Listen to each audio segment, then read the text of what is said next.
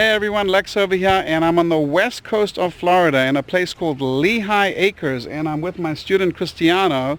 And Christiano actually just moved to the US from Brazil about a year and a half ago? Yeah, about just over a year and a half. Okay, and we're standing in front of a house that he purchased. I'm going to let him go ahead and tell you the story.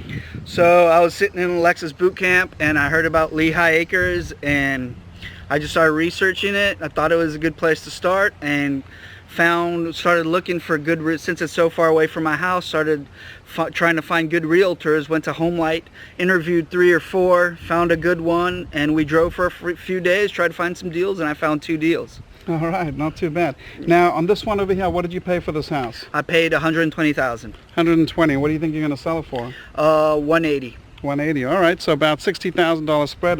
And how much did you spend in repairing on this house? Just over $21,000. All right, so pretty decent spread on this house. Now, you mentioned you bought 2 houses, so what did you do with the other house? The other house I wholesaled to Lex's student Marcus for $117, I believe, and I made $7,000 on the wholesale deal. All right, not too shabby. So he comes into a brand new market he's never been in. It's about 2.25 hour drive for him and myself.